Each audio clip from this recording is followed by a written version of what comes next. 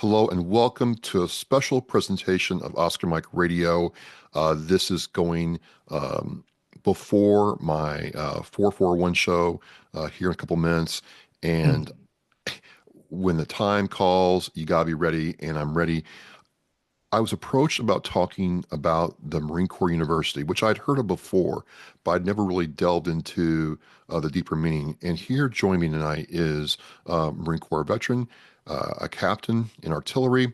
So I'd like to introduce Donald Knauss to Oscar Mike Radio. Sir, welcome to the show. Thank you so much. Oh, thanks, Travis. Great to be with you. So I knew that, I mean, Marines are smart, even though some people like to joke about that we're, ASVAB waivers, sir. But, Marines, are committed to lifelong learning. And so when I got a chance to learn about what the Marine Corps University does and what you're getting ready to do this weekend, I was all in. But first, let's start off with who the man is. When did you serve the Marine Corps, and what was your MOS experience like, sir? Yeah. I went into the Marine Corps in August of 76. So it's hard to believe I went in right after the 2000 or the 201st birthday. And now we're approaching 250. So it's been a while, Travis. But I went in August 1976, went through OCS and basic school at Quantico. And then I went to Fort Sill. You probably spent a little time at Fort Sill, being you were a Hawk guy. No, I was in Fort Bliss. They had the Oh, you were at Bliss. Yes, sir. Yeah. I was at the Bliss and then Yuma. Yeah, so I spent some time with the Army at Fort Sill, going through artillery school, and then I was with the First Battalion, 12th Marines in Kaneohe in Hawaii. Nice, nice. And did you have a good Marine Corps experience? What was it like? Did you like it?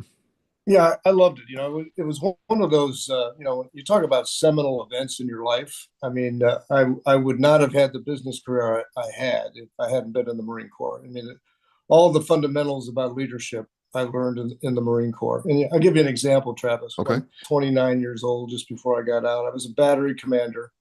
I had 200 Marines working for me, millions of dollars of assets. And, you think, how many 29-year-olds get that kind of responsibility? I mean, where else can you find that kind of responsibility? And I'll tell you what, you grow up fast, you mature, and, it's just a lot of responsibility, and it really shapes you as a person.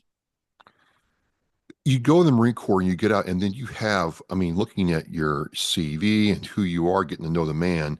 I mean, you've had a very successful, business career, but more than that, you've really, leaned into supporting nonprofit work, charitable foundations, Right. et cetera, et cetera. What prompted you to be a part of the Marine Corps University Foundation, and what is it, sir? Yeah. It's interesting, Travis, you bring it up that way because my wife and I have always thought that education is the great equalizer. We have this expression that talent's everywhere, but opportunity is not. And the Marine Corps really reinforced that to me. I mean, you served in the Corps. I mean, you know that you've got people from all walks of life, every corner of the country in that Corps. And you really learn to work in teams and appreciate the diversity of that Corps. And as you said earlier, the Marines have always been about education, professional military education. Even though we have the reputation of being kind of the bronze side of this, some of the smartest guys I've ever worked with were in the Marine Corps. And so we always supported education as this great equalizer. And I saw it work in the Marine Corps.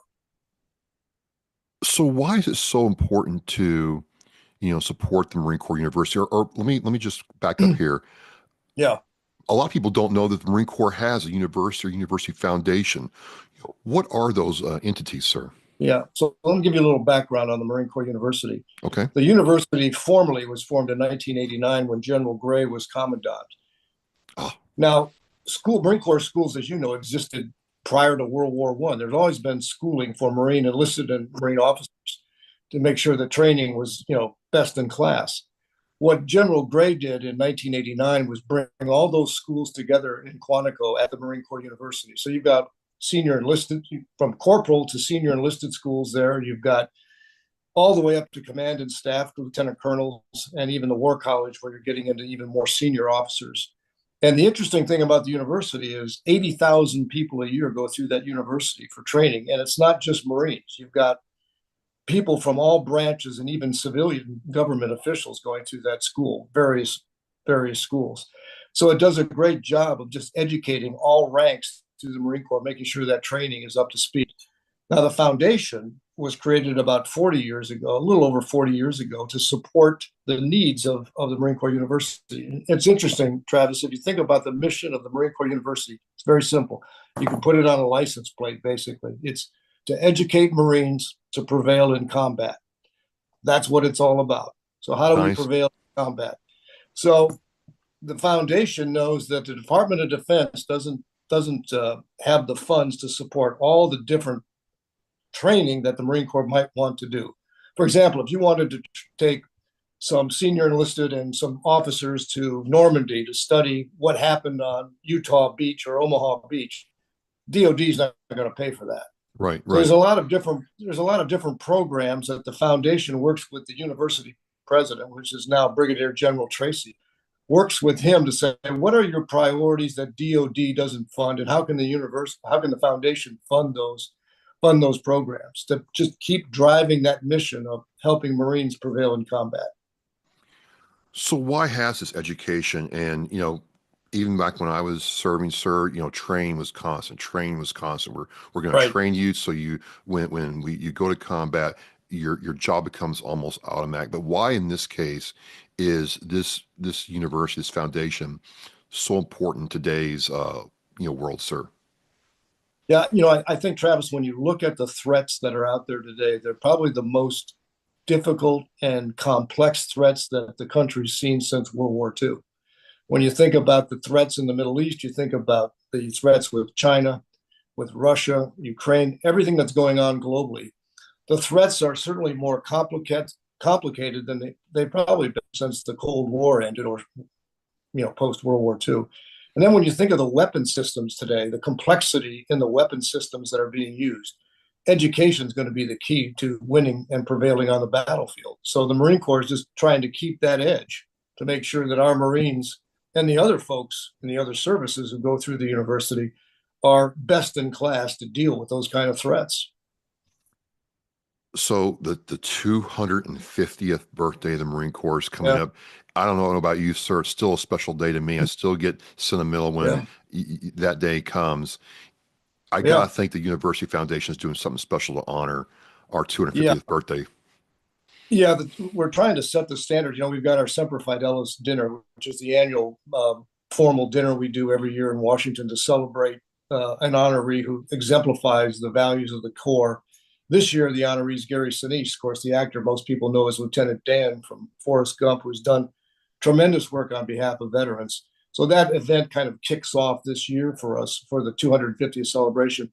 One of the things, Travis, the Board of Trustees said is let's set out a challenge grant to start the year. We did this last fall where we challenged each other to raise over $1 million for the university. We've currently raised, the board itself raised 1.1 million, and we wanted to get to a goal of 2.5 million to kind of tie into this 250th Yeah, yeah. anniversary. We're close to we're north of $2 million now. We're still waiting on some of the public to help us reach that threshold.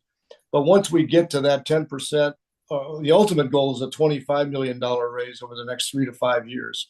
So we're kicking off this 250th celebration with the Semper Fidelis dinner, and of course the challenge grant that the board has done, and then we're on our way to raising this $2.5 million to support the university.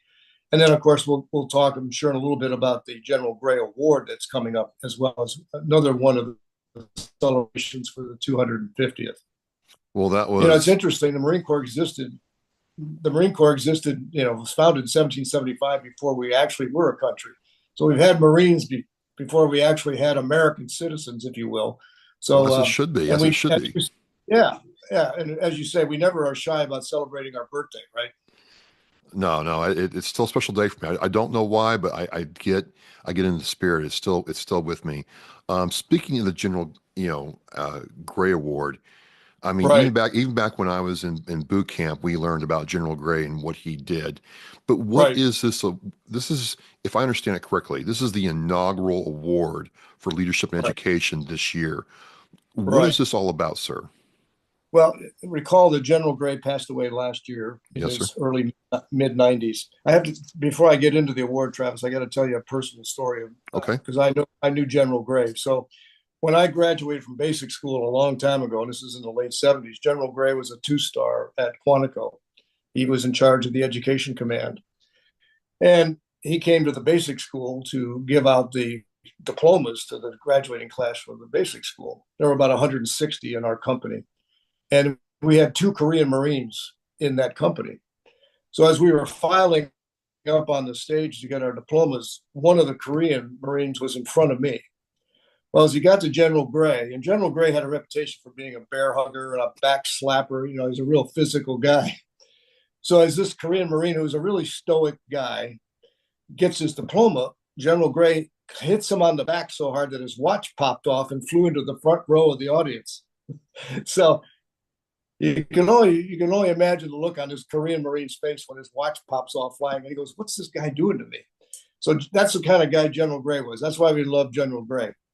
So this award was to honor his legacy of his focus on education, training, and community impact, known as the Enlisted Marines Commandant, because he started as an enlisted guy. Right, right. And he always cared about the troops. It was always about the troops. Well, this award looks at current serving Marines or retired Marines who have done exemplary things in their community through education and or training and had impact, on their community, significant impact. The interesting thing is we got over 30 nominees from across the country for this award. We've narrowed it down now to 8 finalists, and as you say, we'll announce the winner, the finalist, at the Semper Fidelis dinner on Saturday night. So that'll be the inaugural award winner. So what was the criteria for being nominated? Because, I mean, these all must be stellar individuals to even be in the conversation, sir. Yeah, it really was this broad category of who's had an exemplary impact on their community. I'll give you a couple of examples. Okay. One of the guys, Brett D'Alessandro, served in Iraq, Afghanistan, came back, had some PTSD, and realized that there were certain basic things he needed to just kind of take his mind off things, and he started this thing. Giving out backpacks to veterans with certain gear in the backpack, and this has gotten to the point where they've given out 12,000 backpacks across 36 states in the country to veterans just to help them make this transition and just to show that somebody cares about them. I'll give you another example. Find out this other individual, Ryan Pavel, started this organization called Warriors Scholar Project. And this project was all about helping veterans transition from military service into the civilian world. And they've impacted now across the country, literally thousands of veterans by helping them transition.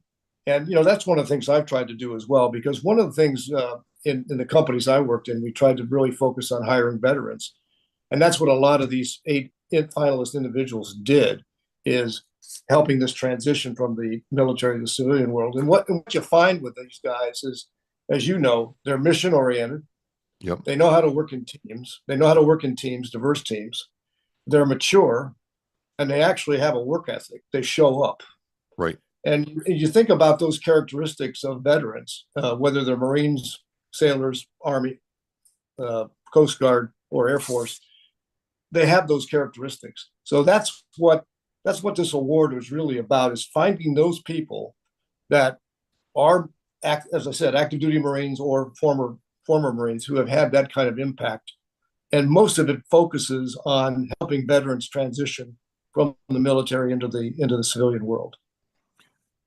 Sir, kind of winding this down, last couple of questions is, Yeah. you accomplished so much in your Marine Corps career and professionally throughout your career, right? And a lot of people in your shoes are, going to Florida, they're going to Palm Beach or Italy to golf, watch F1, so on and so forth. They're not thinking about this. What is it about this organization and that says, I'm going to continue to serve. I'm going to continue to serve my fellow Marines and my fellow man. Yeah, I think it boils down to, Travis, if I had not gone in the Marine Corps and had the privilege of leading other Marines, been given that honor, there is no way I would have had the career I've had. People, I mean, when I left the Marine Corps, I was hired by Procter and Gamble, Okay. and in marketing and brand management. And it's interesting. I was in the paper division of Procter and Gamble. There were about 40 marketers in that division working on brands like Pampers and Charmin and Puffs, brands everybody knows. Of the 40 marketers in that division, 10 were former military officers. And Procter really recognized the importance of that service in terms of the maturity of those people, their mission orientation, their work ethic, and just their ability to lead. So I've always felt that if I hadn't been a Marine, I just never would have had that start. I could have never gotten there. I'll tell you one other story that really reflected what I learned out of the Marine Corps. So I'd been in schools for 15 months in the Marine Corps, UCS, basic school, artillery school. It was 15 months before I got to Kaneohe and actually got to a line unit. And when I landed in Hawaii, my unit was training on the Big Island. We used to shoot artillery all the time on the Big Island called Pahakaloa. We would train over there for weeks at a time. So I flew over there to meet my CO and join the battery. And I got there, and it was about 11 o'clock in the morning, and they'd been out shooting for days without being back in the base camp. So the CO of the battery ordered some chow to come out from the mess hall, from the base camp. So I'd been up since 5 o'clock in the morning. I was getting pretty hungry. I was talking to the battery commanding officer. I was talking to the XO. I was talking to the battery gunnery. And everybody starts lining up for chow. And so I start to go, I'm going to get kind of near the front of this line. I'm kind of hungry. Battery gunnery grabs me and says, Lieutenant, in the field, the men always eat first. If there's any left, you can have some. I go, okay, Gunny, I get it. It's not about me, it's about them. And I never forgot that. And I think that has served me well wherever I've been in terms of in the business world, that it's all about your people and the mission. It's not about you. And, when you have that kind of approach, it builds a lot of loyalty and trust in people. And Right. you can get a lot more done when people trust you than when they don't trust you. So the Marine Corps just was invaluable to me. And it was just, and I said, it's payback. I have to pay it back. Well, you kind of answered my question, like, what's the Marine Corps experience relevant like for someone looking to join? You answered that. I think closing this out, my last question is, the Marine Corps University is there. What do you see for the future of the Marine Corps University, sir? Well, I think it's only going to get better. I think as the foundation really builds on this challenge grant, Travis, and we continue to raise funds for the Marine Corps University, I think our ability to support that mission of educating Marines to prevail in combat is only going to get better and better and better. And it needs to get better and better and better. Our hope is that with programs like yours, we can build broader awareness of what this university does and what the foundation does to help the university, so the public gets more involved in supporting this, because there's nothing more important than helping our Marines and other service members to prevail. How can people find out or support the Marine Corps University, sir? And we will end it there. Yeah, if you go on the Marine Corps University Foundation website, just Google it, or whatever your browser is, just look up Marine Corps University Foundation or Marine Corps University.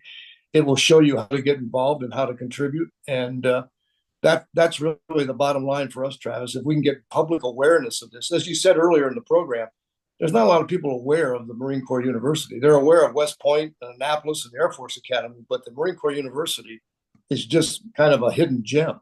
Yeah. Well, sir, I will put that link in the Oscar Mike Radio show post. You can check it out. There's a lot of information on there about what the Marine Corps University does and this upcoming award on March 29th. Sir, I want to thank you, one, for being Semper Gumby, two, for being a great guest. And I'm going to close out with this, sir. Simply say, Semper Fidelis. Semper Fi, Travis. Thanks for your help. Absolutely.